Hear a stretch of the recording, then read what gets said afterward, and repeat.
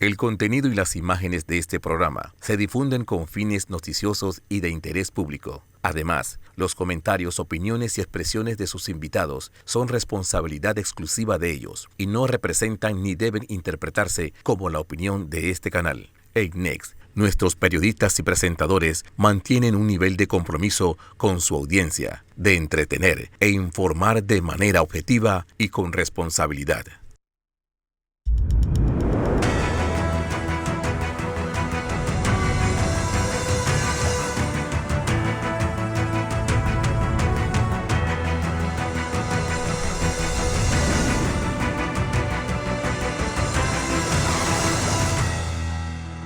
Buenos días, Panamá. Hoy es domingo 2 de octubre. Usted nos ve por Next. Canal 21 nos escucha por KW Continente. Una semana, terminan los alegatos en la audiencia de Brecht. La juez se acoge a término para ver a quién, si hay llamamiento a juicio. También el martes se dio esta decisión de parte del Tribunal Electoral de anular la expulsión de 15 diputados de Cambio Democrático. Esos van a ser nuestros temas de hoy, en un momento en el cual el país también está expectante. ¿Qué va a pasar con ese informe de la OIT sobre la Caja del Seguro Social? En el mundo, pues Florida y las Carolinas todavía están reconstruyéndose después de ese paso devastador del huracán Ian, igual en Cuba. En Italia, este terremoto político con la victoria de la señora Meloni y qué va a pasar pues, dentro de la Unión Europea. José Luis. Buenos días, Fernando. Buenos días a todos también. Una semana donde el ministro Sabonge, ministro de Obras Públicas, fue citado a la Asamblea Nacional de Diputados a responder un cuestionario y también por las cantidades de quejas que hay por parte de los conductores debido al mal estado de las calles. Además, se reveló que posiblemente el vale digital sea hasta el mes de diciembre, ya que en el presupuesto del Ministerio de Desarrollo Social no fue contemplado para el próximo año. Y por otra parte, como lo dijiste, Fernando, la finalización de esta fase de la audiencia preliminar del caso Odebrecht, donde la jueza se acoge al término de la ley para tomar una decisión si se llama o no a juicio, y eso es lo que vamos a estar iniciando a debatir en este momento. A debatir en este momento porque uno de los abogados que me dio uno de los alegatos más contundentes y sobre todo que ponía en duda lo que hemos dicho en los llamados casos de alto perfil, que han tenido todos, han llegado cuando se enfrentan a un juez, son o mal investigados, mal tipificados, muchos de ellos con falencias de fondo y de forma, y que dentro de su alegato dejó en visto, es decir, pudimos toda la ciudadanía entender todas las falencias que ha tenido esta investigación del caso de Brecht, y que ahora que se está tratando de meter con calzador, se puede decir, una especie de condena pública ante el juez si toma una decisión que no vaya acorde con los intereses de ciertos grupos. Rosendo Miranda fue fiscal, abogado de Federico Suárez, y que fue tal vez uno de los argumentos más contundentes porque puso en el estrado no solamente al acusado, sino al propio sistema de justicia, principalmente al Ministerio Público. Rosendo, buenos días. Buenos días, Fernando, José Luis, buenos días. Mira, yo creo que definitivamente que es un caso histórico, pero no tal vez por las razones que se han expuesto en algunos sectores mediáticos, de que dependiendo del resultado que se obtenga en esta audiencia preliminar o en la audiencia de fondo, el sistema de justicia está en vilo, o que Panamá va a ser incorporado a diferentes listas si no hay una sentencia condenatoria, o que nos van a invadir si no se resuelve condenando a todo el mundo. Yo no creo que por eso, o esas razones, este caso sea histórico, sino por otras que sí son más precisas y más técnicas. Efectivamente, una de las cosas que tenemos que puntualizar, y en aras de ser lo más objetivo posible en este tema, fue el buen manejo que tuvo la juez de la audiencia.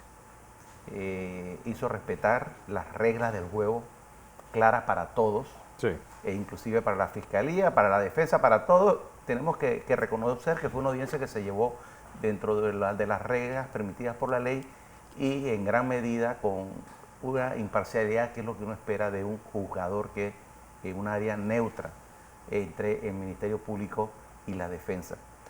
Pero más que nada, Fernando, es el tema de que esta audiencia haya sido televisada. Yo creo que eso hay que felicitar al órgano judicial por esa iniciativa y ojalá se mantenga y se repita en otros casos. Sí. Porque la justicia es para la ciudadanía. La que tiene que evaluar si el sistema judicial funciona o no funciona es la sociedad. La sociedad es la destinataria final del sistema judicial. Y yo creo que esto permitió por primera vez a que no solamente la ciudadanía, sino sectores económicos, sociales, de los medios de comunicación tuvieran una inmediación con todas las partes de aquí, escucharan a la Fiscalía, escucharan a los abogados defensores y ahora nos toca escuchar lo que se resuelva en el tribunal. Y sin lugar a dudas lo que sí ha quedado muy claro de que se trata de una investigación altamente complicada y compleja. Yo desde mucho tiempo he señalado que en estos temas, en los momentos 5 años atrás, 7 años atrás, hablábamos de la necesidad de que tú tenías que tener un cuerpo especializado dentro del Ministerio Público para poder llevar adelante este tipo de investigaciones, porque ustedes vieron que aquí se tocaron temas de la banca, temas vinculados con inversiones, corretaje de seguros, temas vinculados con la banca internacional, con el comercio internacional, sociedades anónimas, etcétera, y otro tipo de instrumentos financieros. Entonces, todo esto no es que es 100% del conocimiento de un fiscal. El fiscal tiene que ser un orientador de tomar esos elementos que están allí y ver cómo embonan dentro de la estructura de un delito. Pero y quiero ir tomando, porque esto tiene que ver también con la ignorancia supina demostrada, por ejemplo, en el caso Caja de Ahorros.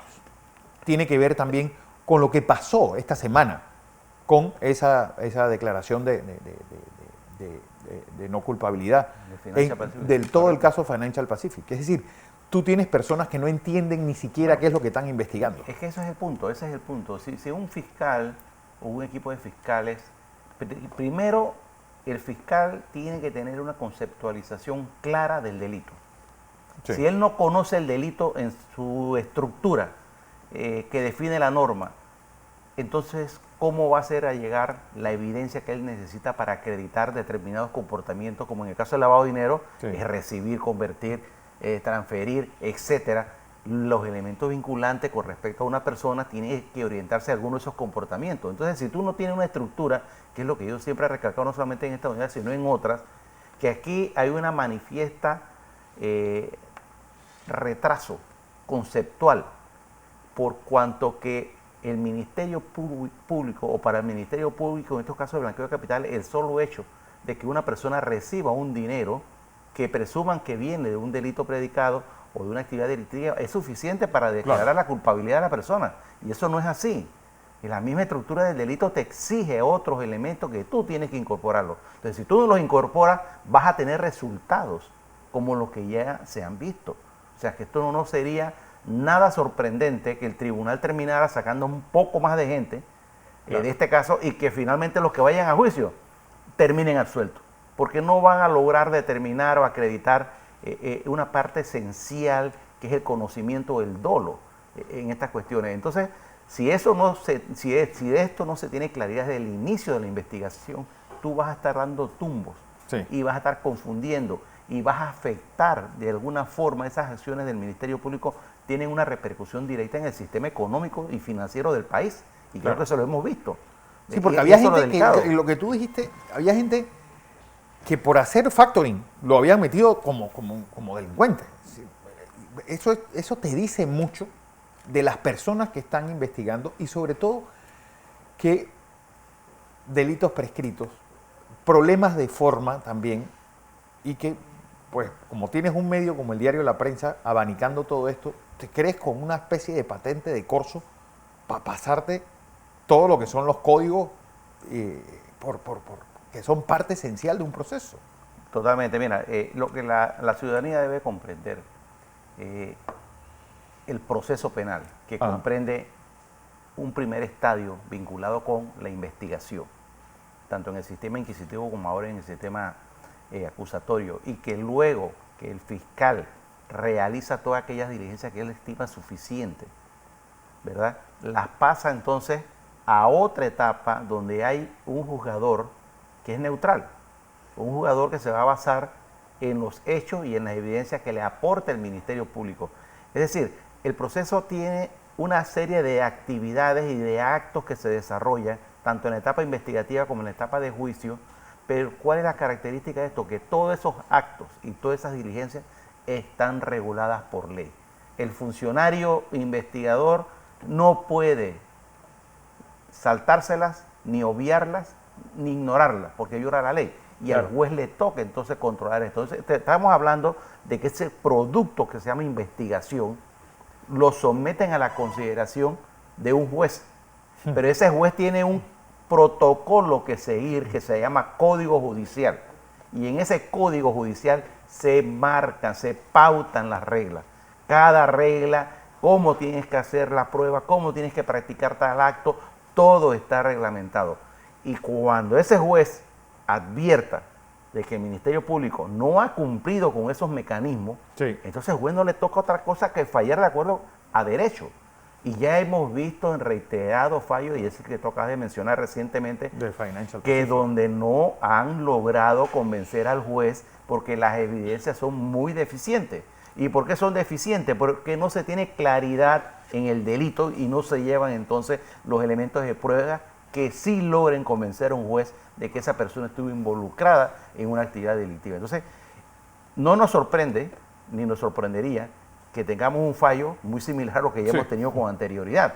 Pero lo que sí no puede permitirse a la sociedad de que un fallo de esa naturaleza que se ajuste a derecho se convierta en una especie de sentencia anticipada para el país, de que digan ahora nos van a meter en 20 listas, porque eso no es así. Y entonces una justicia que esté preocupada, una investigación o Ministerio Público, órgano judicial, que se preocupen en estadísticas y que basen sus casos en completar unas estadísticas para quedar bien frente a organismos internacionales, eso no es justicia.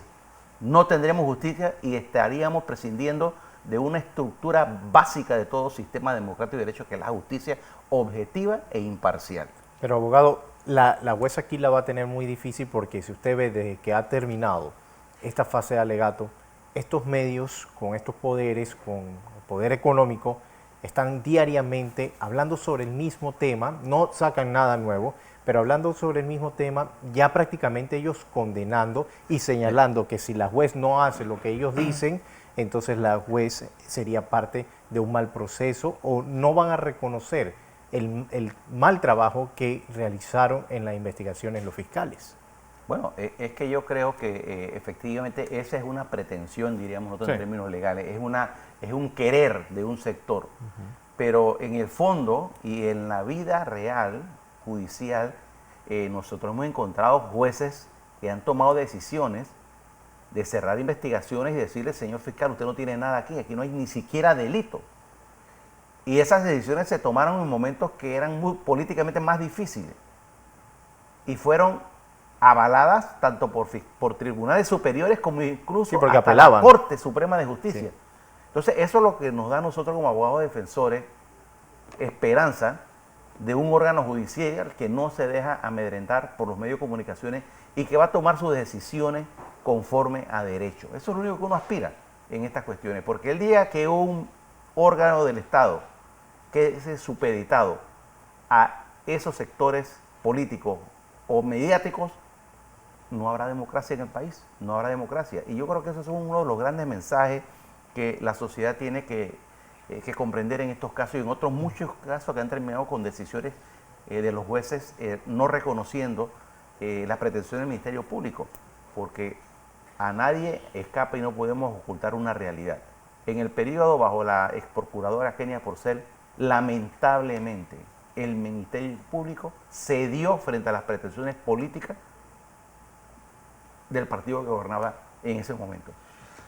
Y ahí están las consecuencias. Pero todavía, vuelvo y le reitero, tenemos un órgano judicial que ha resuelto en derecho a pesar de la presión mediática, han tenido el valor y el coraje de resolver conforme a su conciencia y conforme a lo que la ley dice. Y ese es el equilibrio que tú tienes que tener aquí, porque todo este tipo de investigaciones no se llevaron de la mejor manera ni con la mayor transparencia y objetividad que todos aspiramos, Entonces, la sociedad aspira a eso. Y yo creo que la juez tiene una situación difícil porque, sin lugar a duda, en la argumentación que se planteó por parte de los abogados y los defensores, quedaron en evidencia muchas cosas. El Ministerio Público hizo un esfuerzo grande. Hay que reconocer y hacer la observación de que la parte dura le tocó a la fiscal Morcillo, Ruth. Sí. Pero ella no fue la que instruyó su sumario. No. Hay que tener claridad en eso. Toda la dirección de la instrucción sumarial estuvo a cargo de las fiscales Zuleika Molina y Esterling. Entonces hay que tener eso bien claro a esta Porque fiscal y al equipo de fiscales le tocó dar la cara. Una vista fiscal que tenía problemas incluso de sintaxis. Yo la leí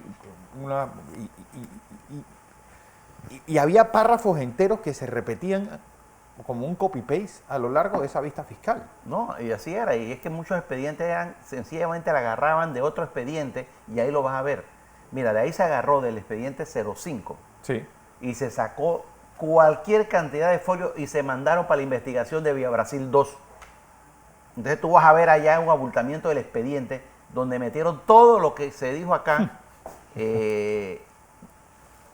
particularmente con la asistencia de Andorra y con unas declaraciones que hizo el señor Mauricio Cor y su acuerdo que es público, y por eso lo menciono, y se trasladaron a otro expediente como si eso hubiese sido un tema novedoso que nunca hubiese existido en ningún otro lugar. Claro. Entonces, esas son las cosas que violan el debido proceso, porque este señor llegó a un acuerdo de pena.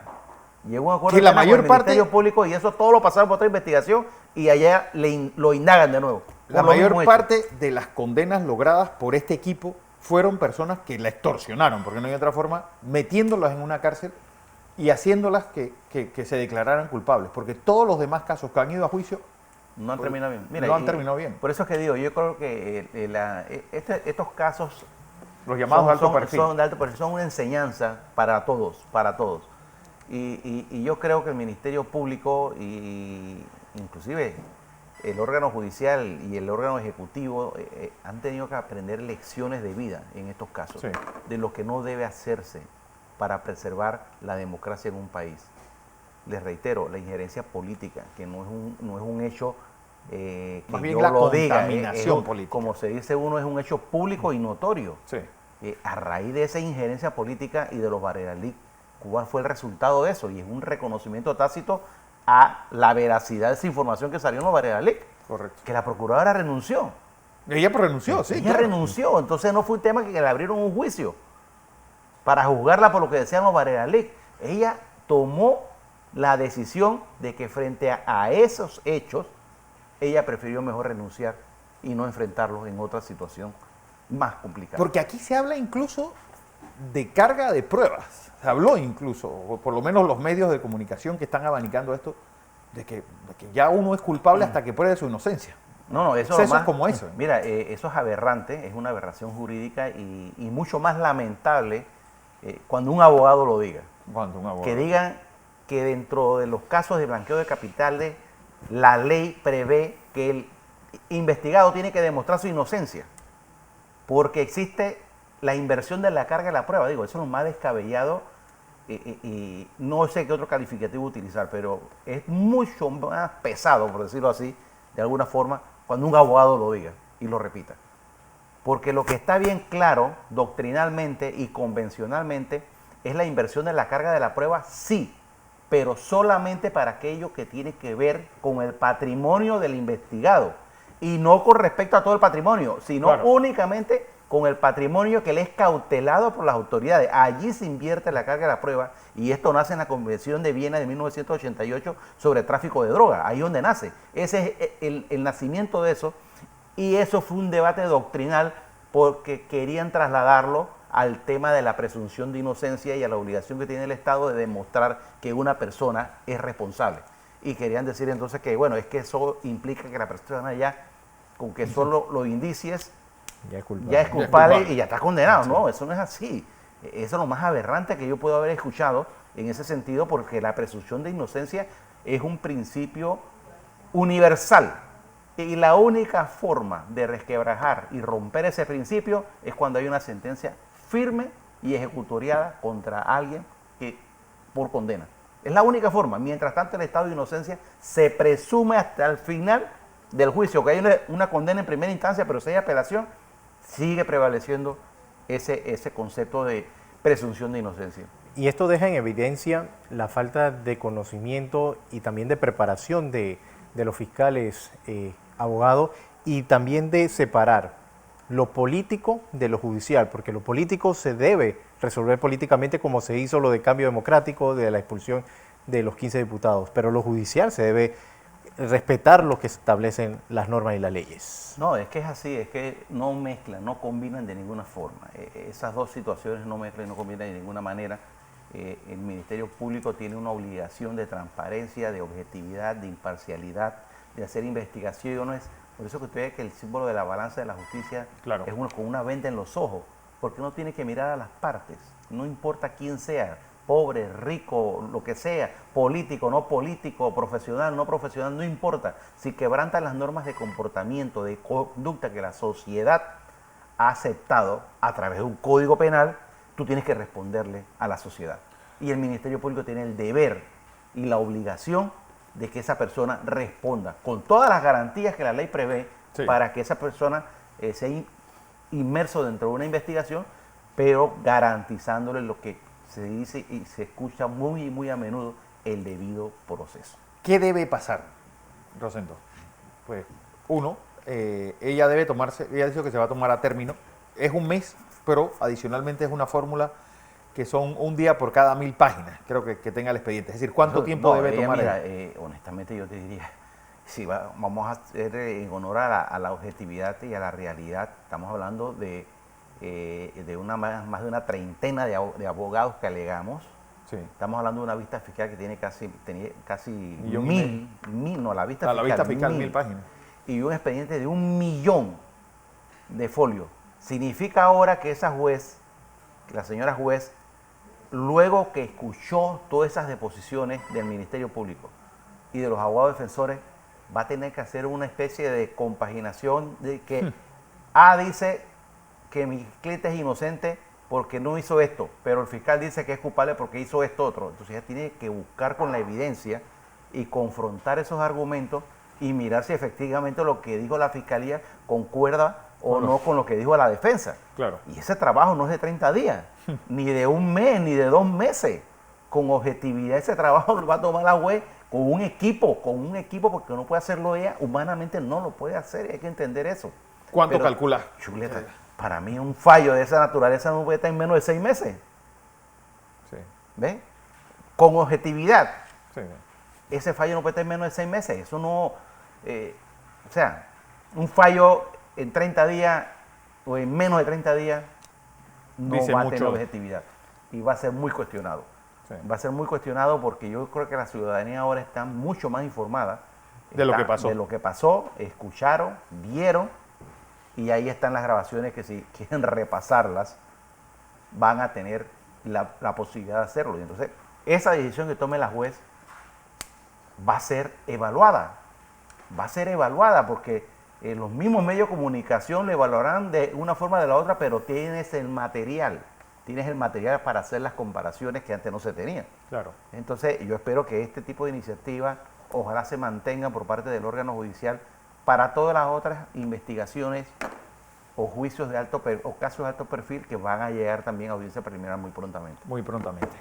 Rosendo Miranda, abogado, exfiscal, gracias por tu participación y sobre todo darnos esa visión real de lo que fue esta audiencia preliminar en el caso de Brecht. Vamos a información comercial. Cuando regresemos, pues va a estar con nosotros el ex vicepresidente de la República, Arturo Vallarino Bartuano, hablando del caso de cambio democrático y de esa decisión del Tribunal Electoral de pues, eliminar la declaración de expulsión y revocatoria de mandato que había tomado su junta directiva. Todo después del cambio.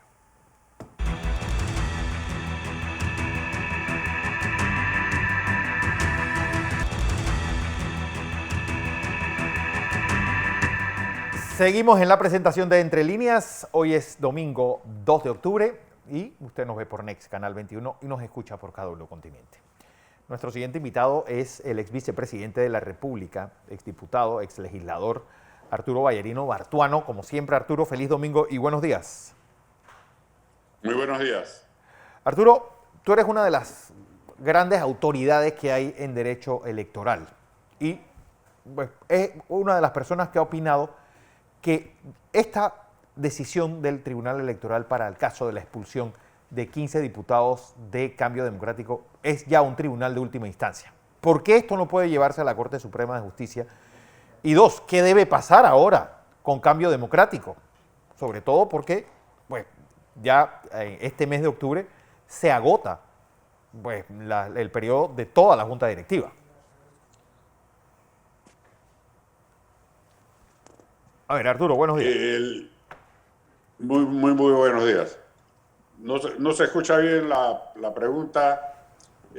Sin embargo, es cierto, yo creo que ya el tema de la expulsión de los diputados es un tema que tenemos que pasar la página.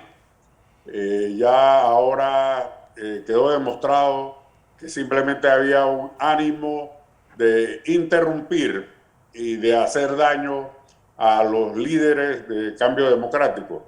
Inmediatamente hay que dedicarse a ganar algo del tiempo perdido y a prepararse para las elecciones internas y para las elecciones nacionales. Bueno, unas elecciones internas, Arturo, que se agota el periodo, ahora en el mes de octubre, y la Junta Directiva está pretendiendo realizarla en marzo del próximo año. Es decir, ¿es posible esto? Creo que se tiene que buscar un justo intermedio. En marzo ya vamos a estar en medio de las postulaciones de los precandidatos para diputados y vamos a estar en medio ya del proceso de elección nacional. Se está tratando de que en el mes de octubre al mes de enero se pueda hacer alguna elección de convencionales, pero no hay duda que los actuales dirigentes del Cambio Democrático están tratando de dilatar el proceso. Bueno, ¿qué debe pasar? Porque alguien con la experiencia política tuya, pues entiende que esto puede ser una herida de muerte para la pretensión de Rómulo Rux, no solamente de seguir manteniéndose como líder de Cambio Democrático, sino para su pretensión de ser candidato presidencial en el año 2024. ¿Cuál es tu visión? Yo creo que Rómulo sabe que desde el año pasado, cuando se hizo el llamado a la reunión de convencionales, el grupo del Cambio ya ha seguido inscribiendo y ha seguido en contacto con la membresía, con la dirigencia del Cambio Democrático en todo el país. Y él sabe de la fuerza que tiene este grupo, por lo tanto, como hemos dicho, va a tratar de evitarlo.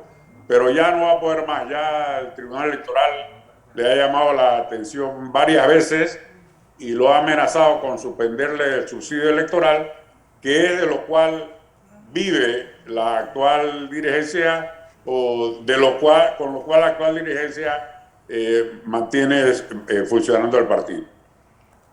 Bueno, José Luis Ríos está con nosotros, Arturo. Señor Arturo, pero si el presidente del partido no llama a esas elecciones para renovar la junta directiva, ¿quién lo va a hacer entonces?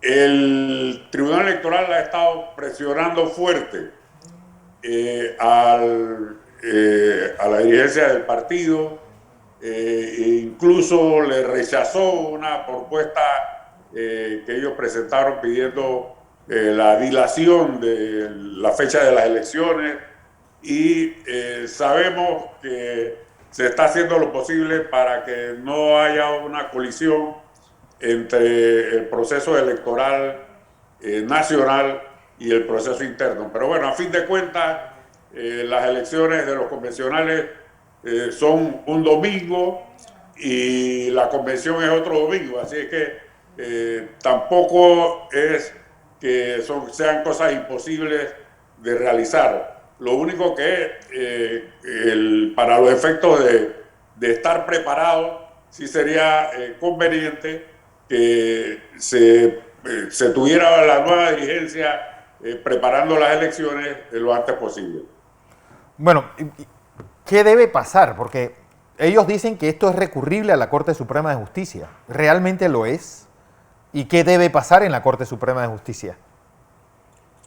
No, en la Corte Suprema de Justicia no va a pasar nada. El Tribunal Electoral es la autoridad encargada de interpretar la legislación electoral, y este recurso ya se han pronunciado varios importantes juristas sobre ese tema, de que ahí no hay posibilidades de que haya ningún cambio. Ya esto llegó ahí y en todos los casos de que por alguna razón haya llegado a la Corte, eso han fallado después que termina el periodo de los legisladores. Yo creo que ya tenemos que olvidarnos del tema de la expulsión de los diputados y dedicarnos por completo a la organización de las próximas elecciones. Porque a la final, señor Arturo, el señor Rómulo puede correr como candidato a la presidencia de la República, pero aquí la lucha, al parecer, del señor Rux es seguir manejando al Partido Cambio Democrático. Sí, la única fuerza que él tiene dentro del partido es que ahora mismo tiene mayoría dentro de la Junta Directiva, pero no vemos posible que él pueda seguir en ese cargo hasta el próximo año, cuando lleguen las primarias presidenciales. De que puede ser candidato, pero yo creo que ellos están convencidos de que ellos no tienen el respaldo necesario. Por eso es que están tratando de hacer daño y tratando de ver si se produce algún milagro y ellos pueden inventar alguna salida que pudieran aceptar los miembros del Cambio Democrático. Pero esa situación no se va a dar. De aquí a algunos meses tiene que producirse una elección dentro del Cambio Democrático, y él tiene derecho a participar. Nadie ha dicho que se le va a sacar, pero sí hemos dicho que hay muestras de que el grupo del Cambio ya cuenta con el respaldo necesario como para ganar la mayoría de los convencionales, y ya el partido quiere una renovación en la directiva, y sobre todo cuando hay una cercanía con Ricardo Martinelli. Pero es que lo que yo no entiendo es quién manda realmente en un partido. La directiva, el presidente, los convencionales, porque ya hace rato, miren que ha llovido desde que se entregó esa lista con los nombres y la firma de más de 2.000 convencionales y no pasó nada. Sí. Bueno, hay algunas disposiciones, sabe que la formalidad a veces cuenta tanto como los hechos, y en ese momento no se pudo porque había que esperar el vencimiento de los actuales dignatarios, pero ya el vencimiento se da en el mes de octubre, el próximo mes, así que ya no va a haber excusa. Pero lo cierto es que en teoría debían mandar los convencionales, pero en la práctica en casi todos los partidos manda una cúpula, que sí. Eso es casualmente lo que nosotros estamos tratando de romper desde hace un tiempo. Porque, es decir, dentro de esa petición de cambio de calendario se dijo, no, el problema de la pandemia, pero fue la misma pandemia que afectó al PRD, que afectó al Partido Panameñista, que son los dos partidos grandes, y los dos hicieron una renovación de su directiva con pandemia, incluso en lo más profundo de la pandemia, en el caso de los panameñistas. ¿Por qué no se hizo en cambio democrático? Esa excusa de la pandemia era una excusa ridícula, y por eso el tribunal se la rechazó. Ellos ya no tienen excusas para dilatar más este proceso, y esperemos que impere la razón y que podamos tener elecciones pronto. Si él dice que él cuenta con la mayoría de las bases del partido, entonces, bueno, con más razón debía interesarse en realizar una elección. Pero la pregunta, Arturo, es ¿por qué él está tratando de dilatar esto? Porque al final, pues, entre más tiempo pase, es peor para el propio partido, porque va a llegar con menos preparación a un proceso electoral ya para la elección general, no para la elección de sí, pareciera que él piensa que si no es él, entonces no es nadie. Porque él tiene que estarse dando cuenta de que le está haciendo daño al partido, cuando ya todos los partidos están preparándose porque ya hicieron sus elecciones internas, entonces él tiene un letargo al partido Cambio Democrático. Pero yo creo que nosotros vamos a poder recuperar ese tiempo porque ya nosotros tenemos a nuestra gente preparada para ir a una elección y ya también tenemos precandidatos que están listos para cuando llegue el momento de las postulaciones salir a tomar contacto con la comunidad. Arturo, tomando tu experiencia política, ¿qué tan pesado va a ser o qué tan fuerte va a ser la presencia de los independientes en el próximo gobierno, en las elecciones del 24 y obviamente en el próximo gobierno electo dentro de 10 y algo de meses, menos de 24 meses? ¿Qué tal? ¿Me repite la...? ¿Qué tan fuerte va a ser la presencia de independientes, de este movimiento, que es lo que ha hecho que se adelante el proceso político? Porque pues, no hay duda de que nosotros ya estamos en un proceso político en Panamá. ¿Y qué tan grande va a ser su presencia en estos puestos de elección? Va a ser importante, y es bueno que sea importante, no tan importante como ellos dicen. Quizás pueda ser más significativa que en la oportunidad anterior, pero creo que en las elecciones anteriores ellos tenían mejor ambiente para salir a buscar. En este momento hay algunas figuras que se han ido como independientes que tienen aceptación popular, pero creo que la vigencia de los partidos políticos tiene la membresía tiene ya una marca vendida que la gente reconoce. Sin embargo, en el caso de los independientes, tienen que salir a tratar de identificarse con la comunidad. Es lo que ha sucedido con Otro Camino, que ahora que se equipara a los otros partidos políticos, entonces esto se ve como un colectivo disminuido. Bueno, lo cierto es que pues, está en ese momento de recogido de firmas. Yo creo que no es casual que los tres que más firmas llevan son tres que vienen exactamente de partidos políticos. Sí, y realmente no sé qué discurso van a sacar. Le puede pasar como un candidato de la vez anterior que hizo una campaña contra los partidos políticos cuando él desde joven era político militante, bueno, y recibió el rechazo de los electores. Aquí no se puede engañar a la gente. Aquí la gente sabe bien quién es esto. Y aquí lo importante en estos momentos de crisis es poder llegar a la comunidad, poder llegar a los electores y poder llevarles un mensaje que sea creíble para ellos. Yo creo que en estas elecciones va a haber un elemento de credibilidad muy importante, porque la gente sabe que se requiere de gente honesta y de gente capaz para poder sacar al país adelante frente a este gran endeudamiento y frente a esta paralización económica en que estamos ahora mismo. Porque hay algo que me llama la atención y es decir, y lo han dicho en la asamblea varios, que esta campaña pareciera que estaba hecha para los candidatos de libre postulación. Van a tener 18 meses de campaña en la recogida de firmas, más los 90 días antes de la elección, cosa que no van a tener los partidos políticos.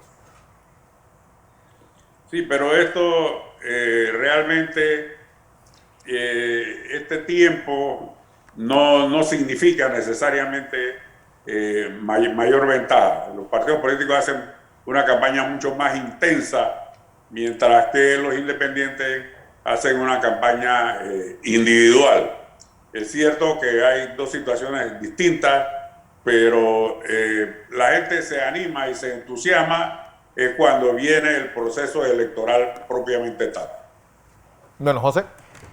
Don Arturo, ¿cómo se le hace daño a un partido político al no renovar su junta directiva a tiempo cuando ya otros prácticamente lo tienen armados, ya prácticamente tienen quiénes van a ser sus precandidatos? Ese tiempo que se le recorta, ¿cómo afecta a la toma de posesión también de estos partidos políticos?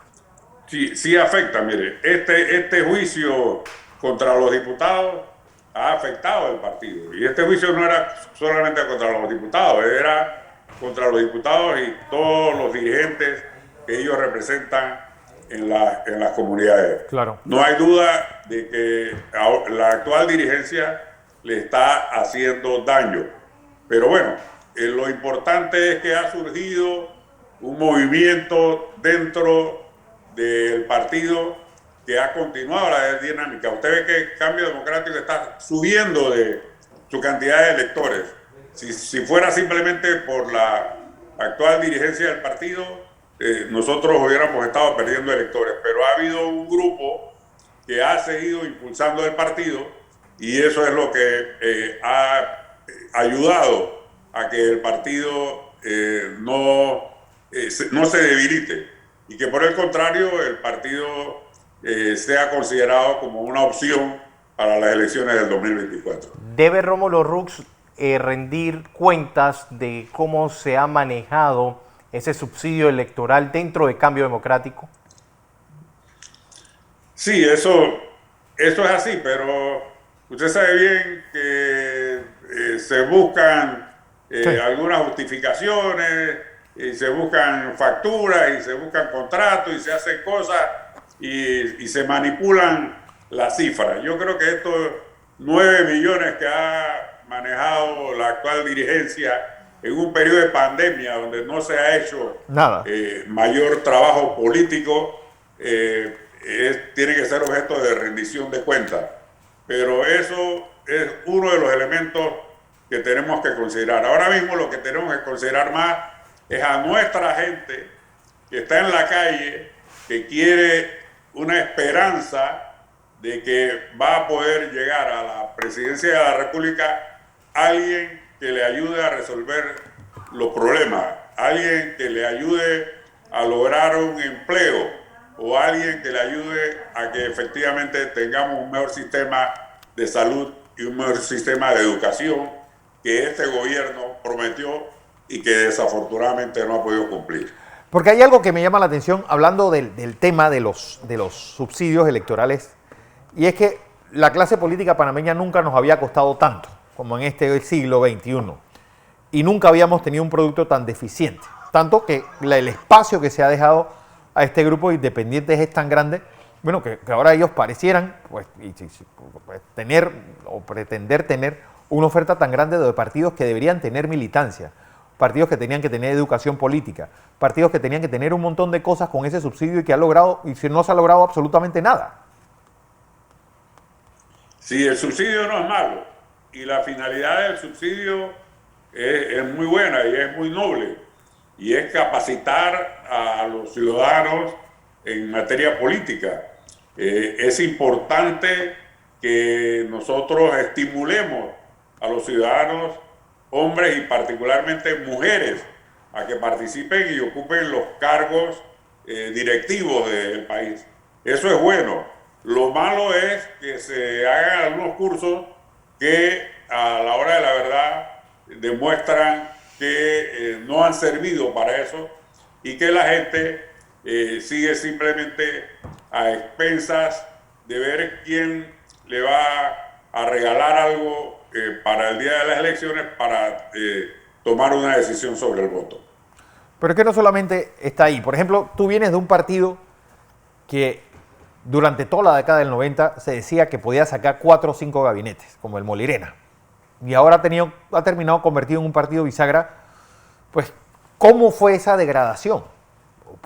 ¿Cómo fue ocurriendo? Y yo creo que para ejemplificar mucho lo que ha pasado en el resto de la clase política, yo creo que el Molirena es un gran punto de referencia. Sí, definitivamente que la dirigencia cuenta mucho en un partido político. La dirigencia que se ocupe de estar en contacto con cada uno de sus miembros en las comunidades, atendiendo las necesidades, pero en los últimos tiempos, y en eso yo creo que los gobiernos liberales eran mejores, sí, porque estaban en contacto permanente, haciendo giras por todo el país, dando respuesta, pero no hay duda de que los dirigentes de varios de nuestros partidos políticos se han interesado más en su provecho personal o en ayudar a sus amigos que en atender las necesidades comunitarias.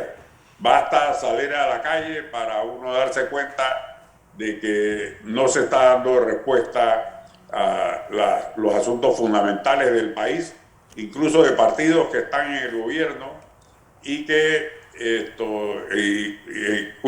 tienen líderes en comunidades que están completamente abandonadas. Bueno, sin lugar a dudas, Arturo Vallarino Bartuano, pues un poco hablando de esta decisión del Tribunal Electoral con el Partido Cambio Democrático y de la realidad del país. Gracias al ex vicepresidente, ex diputado y legislador y un hombre de gran experiencia política, Arturo Vallarino Bartuano. José, ¿qué nos espera esta semana? Bueno, Fernando, esta semana debe estar iniciando lo que será esa parte, la segunda fase del diálogo por Panamá, donde se están haciendo algunas intervenciones, también algunos conocimientos, hay acercamiento también por parte de docentes con el Ministerio de Educación por esa reducción en el presupuesto para el año fiscal 2023 de la presidencia del presupuesto del Ministerio de Educación, ante todos ellos porque siguen peleando por ese Producto Interno Bruto que se haga de manera correcta. La Asamblea se sigue discutiendo esto también de los presupuestos, esa ley de extinción de dominio que al parecer es más el objetivo principal del ministro de Seguridad que la seguridad propia en el país de todos los ciudadanos panameños. ¿Qué se va a hacer con tantas denuncias de presuntos tratos o presuntos casos de secuestros en algunas escuelas, como la desaparición de la niña en el distrito de San Miguelito? Sus familiares siguen esperando esas respuestas. Fernando, son temas que van a estar realizándose durante toda la semana, y Brasil que sigue siendo noticias. Bueno, hoy las elecciones brasileñas, seguro mañana el ingeniero y yo vamos a tener mucho que contarles sobre este proceso electoral donde se espera pues que Luis Ignacio Lula da Silva gane incluso en primera vuelta. Vamos a estar pendientes también de lo que está pasando en Ucrania y sobre todo esa decisión, ya Rusia avala la adquisición de estas 4 regiones que fueron a referéndum a inicios de la semana y que ya las ha adicionado como parte del territorio ruso. Así que un clima internacional, Florida y las Carolinas y Cuba, pues todavía recuperándose del paso de Ian y pues nuestro país, la noticia política. Recuerden,